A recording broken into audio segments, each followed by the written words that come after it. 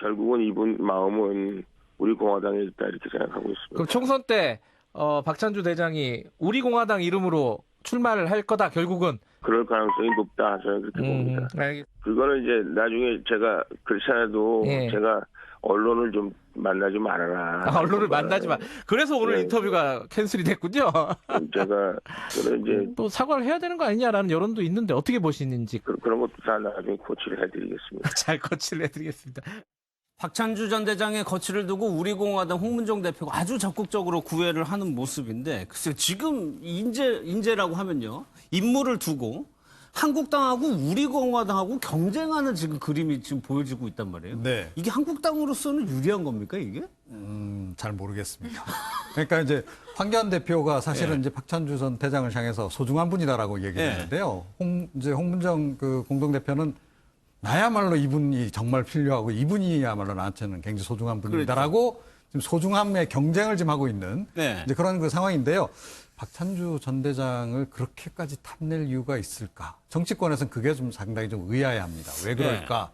물론 박찬주 전 대장이 뭐 나름 훌륭한 면도 있고 뭐 또 좀 억울한 측면도 있다고는 하더라도 과연 그 자유한국당에서 인재 영입 1호로 정할 정도의 그런 정도의 참신한 인물인가라는 것과 더불어 우리 공화당 물론 이제 우리 공화당의 이념적인 성향을 모르는 것은 아니나 그럼에도 불구하고 우리 공화당도 앞으로 전국 정당을 만약에 생각을 한다면 과연 이런 식으로 그 인재를 영입하려고 드는 것이 과연 바람직할까?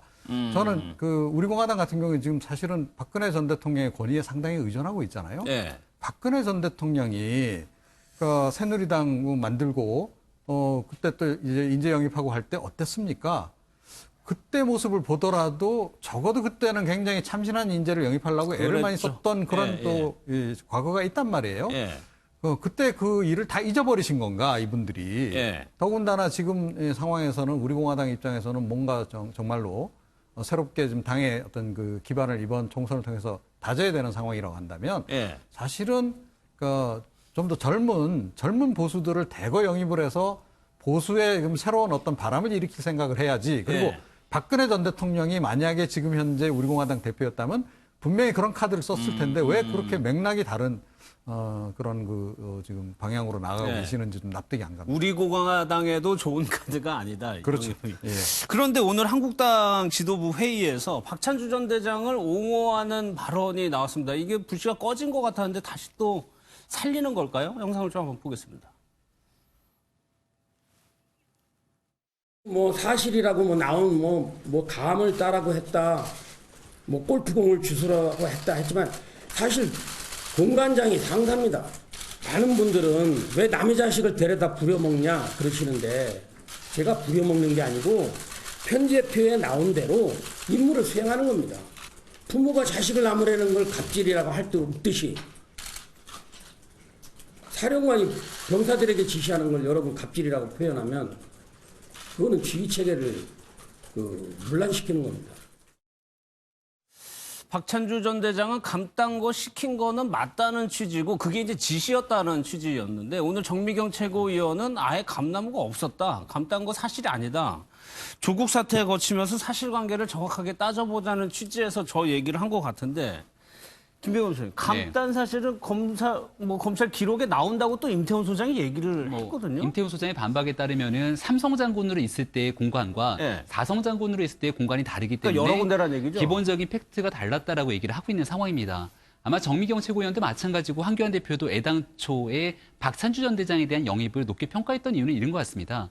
임태훈 소장을 비롯한 인권센터에서 강하게 문제 제기했고 문재인 정부의 이 군 검찰에서 박찬주 전 대장을 기소하게 됐을 때는 금품과 향응등을 받았던 뇌물의 혐의로 기소를 하게 되거든요. 하지만 결국 2심까지 재판을 해봤더니 뇌물에 대해서는 무혐의 처분을 받았는데 대한민국의 사성 장군이 지낸 임무를 지하영장에 가두는 부분들이 결국 한국의 국방력을 약화시키게 되는 계기가 됐던 것 아니냐라고 하는 불만들의 목소리들이 일부 있었습니다. 이런 것들에 대한 표출 속에서 박찬주 전 대장에 대한 얘기가 나왔던 것 같은데 앞서 지금 우리가 언급하고 있는 것처럼 공관병 갑질에 관한 일부의 의혹들도 여전히 남아 남아 있는 건 사실이거든요. 네. 그러다 보니 젊은 층들은 특히나 조국 사태를 거치면서 공정과 정의라고 하는 키워드에 굉장히 민감한데 굳이 박찬주 전 대장을 영입하면서 이런 논란을 증폭시킬 이유가 있었겠느냐. 네. 특히 더군다나 이 국방과 안보에 관해서는 한국당이 가장 자신 있는 영역입니다. 굳이 박찬주 전 대장이 아니더라도 그 역할을 수행할 수 있는 인물은 얼마든지 많이 있을 텐데 왜 이런 논란을 자초했겠느냐라고 하는 얘기에 대해서 한국당도 지금 현재는 충분히 공감하고 있는 상황인 것 같습니다. 근데 여론의 평가는 말씀하신 대로 이미 결정이 된 것 같은데 오늘 아침에 또 박찬주 전 대장을 스스로가 불러가지고 얘기를 한다는 게 당에 어떤 도움이 될까요? 어떤 취지로 얘기를 했을까요? 그러니까요. 아무 도움이 안 되는 그 과거 계급 프로 봉숭아학당 같은 모습을 다시 한번 유감없이 보여주고 있다 이런 생각이 드는데요. 자, 나경원 원내대표는 공감 능력이 좀 떨어지는 분 같아요. 이렇게 말했죠. 네. 또 황교안 대표는 여러 번 말을 바꾸다가 마침내는 국민의 어떤 정서나 그게 중요하다 이렇게 얘기를 했어요. 그런데 오늘 아침 최고위원인 정병훈 최고위원은 또 저렇게 대변인, 변호인을 자처하는 저런 모습을 보이고 있단 말씀이죠. 네. 그러니까 지도부가 다 서로 얘기가 다른 거죠. 과연 이게 인재 영입이고 인적 쇄신이고 이런 것인가. 여기에 대해서 국민들은 참 기가 막힐 수밖에 없다. 이렇게 생각하고요. 지금 그러나 또 한편 생각하면 자유한국당하고 이 박찬주 전 대장이 그렇게 또 어색한 모습은 아닌 것 같아요. 네. 자, 보니까 5.18 망언을 했던 의원들에 대해서 유야무야 결국 넘어갔지 않습니까? 황교안 대표가. 그래서 온 국민의 분노를 샀던 적이 있었죠. 그리고 그건 잊지 않고 있습니다. 자, 그런데 이 박찬주 전 대장 뭐라고 얘기했습니까? 삼천교육도 얘기를 들먹이지 않았습니까? 네. 그래서 그 임태훈 소장에게 뭐 극기훈련 얘기도 했었고요. 자, 이게 다 50대 일어난 일들이죠. 그렇게 생각하면 일맥상통하는 점이 있죠. 한국당의 정체성에 그렇게 어긋나는 인물은 아닌 것 같아요. 다만 제가 안타까운 것은 네. 이자스민 전 의원 같은 분을 정의당에 빼앗기고 박찬주 전 대장이 그렇게 우리공화당하고 자유한국당에 줄다리기 할 만큼 그런 훌륭한 인재인가에 대해서는 네. 스스로 좀 돌아보고 평가할 필요가 있다 이렇게 생각합니다. 알겠습니다. 그것이 우리 오늘 한국당의 지도부의 모습이 지금 한국당의 모습을 대변하는 건 아닌가 싶기도 한데 지금 쇄신론으로 인적 쇄신론으로 지금 한국당이 좀 논란이 되고 있습니다. 그 부분도 좀 영상을 보도록 하겠습니다. 당 대표부터 희생하는 솔선수범을 보이고 당의 기반이 좋은 지역에서 삼선 정치인으로서 입지를 다졌다면 대인 호변의 자세로 새로운 곳에서 세상을 바꿔보겠다는 자세로 과감하게 도전하는 것이 정치인의 올바른 자세라고 생각합니다. 그러한 용기가 없다면 스스로 용태의 길을 선택하시기 바랍니다. 지금 우리 당에 필요한 것은 내가 당선되어 당의 한석을 더하는 것보다도 내가 희생해서 국민의 마음을 얻을 수 있다면 그래서 당의 지지율을 0.1%라도 끌어올리고 내년 총선에 출마하는 동료 후보들이 100표라도 더 얻을 수 있다면 그 길을 가는 것이라고 생각합니다. 한국당에서도 이런 목소리가 나오고 있습니다. 중진 용퇴하라는 거하고 현역 의원 최초로 불출마 선언이 나왔는데 이것이 어떤 파장을 일으킬 것인지 일단 중진 용퇴론에 대해서는 중진들은 당연히 반대를 하고 있거든요. 네, 그렇죠. 그러니까 누가 감히 나를 나가라 하느냐. 네. 이제 이런 거죠. 이게 늘 반복되는 모습이에요. 그렇죠. 예, 그렇습니다. 그런데다가 또 이 김태형 의원 같은 경우에 자기도 불출마 선언을 하면서 네. 다들 불출마하세요. 이랬으면 그런 진정성이 좀 있겠죠. 진정성도 있고 훨씬 더 파괴력이 있었을 거다라고 생각을 해요. 그리고 네. 지금 더불어민주당에서도 아마 깜짝 놀랐을 겁니다. 저기에도 저 당에도 저런 사람이 다 있네. 지금 보세요. 더불어민주당은 지금 초선 의원들도 지금 불출마 선언을 하는 마당이란 말이에요. 네. 자, 그렇다면 자유한국당 어때야 되겠습니까? 자유한국당이 지금 특히 초선 의원들 보면 초선이라고는 하지만 나이 굉장히 좀 고령자들도 많고요. 네. 사회 경력 많은 분들도 많아요. 지난번에 2016년 총선 때 박근혜 전 대통령이 다 이 진박 공천 해가지고 진박 감별해서 다 영입한 분들 아닙니까, 그죠? 예. 자, 그런 분들부터 사실은 이제 당을 좀 쇄신하기 위해서 우리가 좀 뒤로 물러나겠다. 우리는 박근혜 정부 시절에 할 역할 다 했다라고 나서야 되는데 그분들 중에는 나선 분들이 지금 하나도 없단 말이에요. 윤민병 의원 정도 예. 이거에 불과하다. 그리고 윤민병 의원 같은 경우에도 이미 불출마 선언을 오래전에 했어요. 그래서 재탕 선언을 지금 하다 보니까 이거 역시 감동이 떨어진다는 거예요. 예. 자, 이제 그런 상태다 보니 자, 과연 중진들이 자발적으로 물러나겠습니까? 예. 제가 보기엔 끝까지 안 물러날 거다. 그리고 아마 황교안 대표를 비롯한 이제 총선 기획단하고 아마 끝까지 혈전을 치르지 않을까. 오히려 전 그렇게 예상이 됩니다. 예. 그 부분에 대해서 황교안 대표가 얘기를 한 거였어요. 용태론에 대해서 총선 기획단에서 면밀한 검토를 할 것이다. 이게 김재현 변호사님, 과거에 한번 보면은 멀리 안 가더라도 박근혜 전 대통령만 보더라도 아까 박 전 대통령이 우리 공화당이었으면 그런 선택 안 했을 거라고 얘기를 하셨는데 언론들도 예상하지 못하는 참신한 인물을 등용해가지고 성공한 사례가 있었거든요. 네.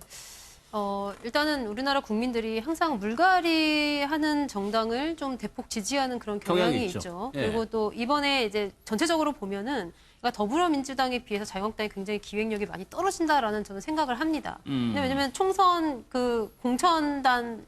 공천위원회를 보더라도 일단은 디자인이 굉장히 잘 되어 있잖아요. 더불어민주당 같은 경우에는 일단은 뭐 표창원 의원, 그리고 또 이철희 의원 딱 불출마 선언을 한 다음에 그다음에 굉장히 여성 참여도가 높은 그런 공천위원회를 꾸리고 소수자 참여도가 높게 꾸려서 뭔가 굉장히 색다른 그리고 또 쇄신된 이제 그런 모습을 보인 반면에 예. 지금 자유한국당이 보이는 모습을 보면 그리고 또 황교안 대표가 이전부터 보여온 모습들을 쭉 보면 과연 자유한국당에서 인적 쇄신이 가능할 것인가 이 부분에 대해서 굉장한 의문을 품지 않을 수 없는 그런 상황이고요. 예. 특히 이제 아까 박찬주 대장 영입과 관련해가지고 그냥 이야기하는 것만 봐도 이 가부장에서 비롯된 그런 관념이 너무나 뚜렷하게 보여요. 예. 근데 저런 분을 모셔다가 인적 쇄신을 하겠다라는 구상을 했다는 것 자체가 이제 과연 자유한국당에 뭔가를 총체적으로 지휘할 만한 그런 기획팀이나 지도부가 명확히 있는가 여부에 대해서 이제 좀 의문을 가질 수밖에 없는 그런 상황인 것 같습니다. 그래서 오늘 긴급 기자회견, 황교안 대표의 긴급 기자회견에 관심이 모아질 수밖에 없었습니다. 일단 우파 대통합이 필요하다는 취지를 얘기를 했는데 얘기를 좀 잠깐 들어보겠습니다. 오늘 저는 자유민주주의와 시장 경제의 헌법 가치를 받드는 모든 분들과의 정치적 통합을 본격적으로 추진할 것을 선언드립니다. 돌이켜보면 이 독선적이고 무능한 좌파 정권을 막아내지 못한 책임에서 우리 누구도 자유로울 수 없습니다.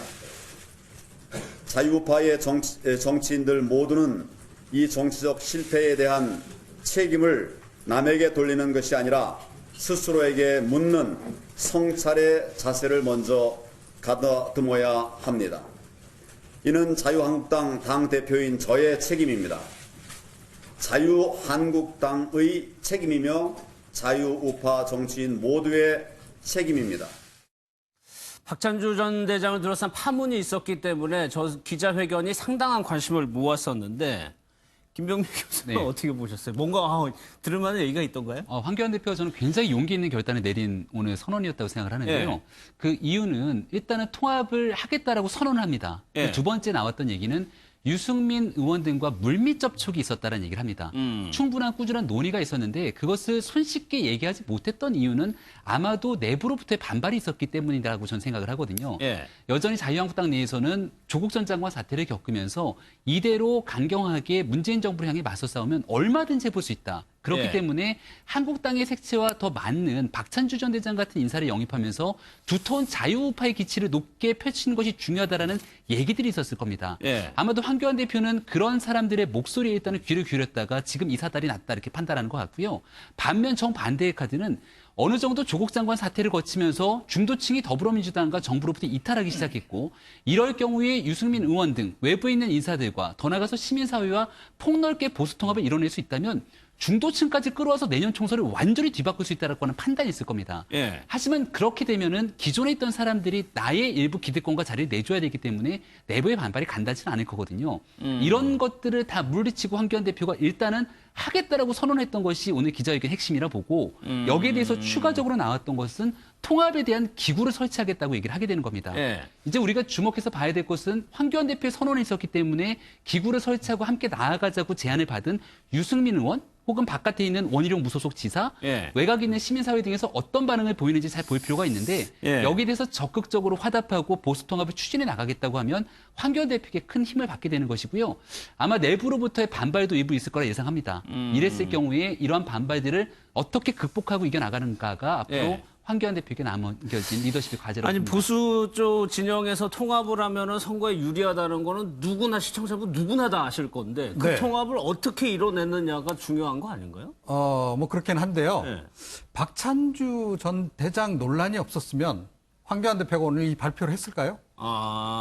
저는 그 박찬주 전 대장 논란이 당내외에서도 지금 상당히 논란이 되면서 특히 당내에서도 많이 황교안 대표의 리더십에 대해서 지금 공격하는 발언들이 그렇죠. 많이 쏟아지고 있거든요. 자, 이 국면을 지금 탈피하기 위해서 저는 이거를 좀 앞당겨서 좀 원래 오늘 준비 좀 발표를 한 하고 거다. 있었는데 뒤에. 사실은 이제 판 다 짜고 사실 이미 어느 정도는 판이 다 짜졌잖아요. 총선 기획단도 이미 다 구성한 상태고 인재 영입도 지금 뭐 시작했고 그죠? 이번 인재 영입 말고도 이미 인재 영입 꽤 많이 한 거로 지금 알고 있어요. 네. 자, 그렇게 해서 자기 사람 다 확보해 놓고 인력풀 다 만들어 놓고 그 다음에 사실은 이제 다른 당에 대해서 또 이제 다른 정파에 대해서 이 보수 대통합하자라고 제안을 할 참이었는데 이번 이 박찬주 전 대장 논란으로 해서 이게 앞당겨진 것에 불과하다. 자, 그런데 그렇다고 해서 그러면 판이 바뀌겠는가? 그러니까 그 판이라고 하는 건 딴 것이 아니고 황교안 대표가 생각하는 보수 대통합의 판이라고 하는 것이 이미 황 대표 머릿속에는 이미 다 짜여진 대로 지금 이제 그대로 가는 거예요. 그런데 그 판에 과연 다른 분들이 동참하려고 할까? 그러니까 사실은 총선기획단 같은 것도 진짜 보수 대통합을 하려고 그랬으면 지금 띄우면 안 되는 거죠. 조금 기다렸다가 보수 대통합 한 다음에 띄웠어야 되는데 이미 그런 거 다 띄워버렸잖아요. 인재 영입 발표도 사실은 이렇게 서둘러서 할 문제는 아니었죠. 그렇게 보면. 자, 이제 그런 거기 때문에 오늘 발표 내용에 대해서 그러니까 뭐 유승민 전 대표 얘기도 했던데 그분들이 과연 진정성 있게 받아들일까? 그게 조금 이제 의문으로 좀 남는 대목입니다. 일단 선언을 공개적으로 기자회견을 통해서 했기 때문에 성과를 내야 되는 거거든요. 황 대표 입장에서는. 그렇죠. 그래서 지금 이 기자회견이 조금 진정성이 떨어져 보인다고 생각하는 것이 쫓기듯 했다 이런 느낌이 드는 겁니다. 그러니까 조국 사태로 지지율이 조금 올라가니까 보수 통합은 잠시 멀어진 거 아니냐. 그리고 굉장히 오만해졌다. 이런 얘기들이 있었거든요.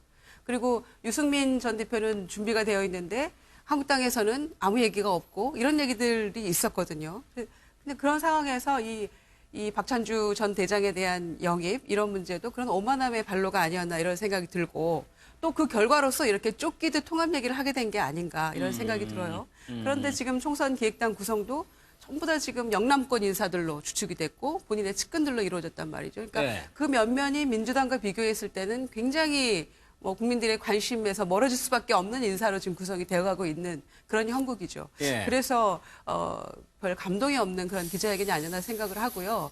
감동을 주려고 정말로 결심을 했다면 진정성을 보이려면 험지에 출마하겠다 본인 선언을 하든지 아니면 과거 DJ처럼 비례대표 내가 후순위를 받겠다.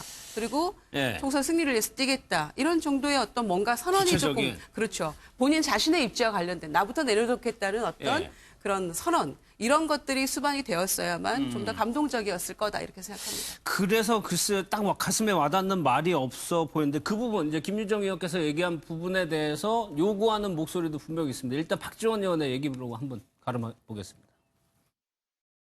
김태흠 의원이 그렇게 주장하더라도 황교안 대표의 목표는 차기 대권 후보입니다. 그렇기 때문에 여러 가지 난관을 있겠지만은 저는 비례대표로 간다.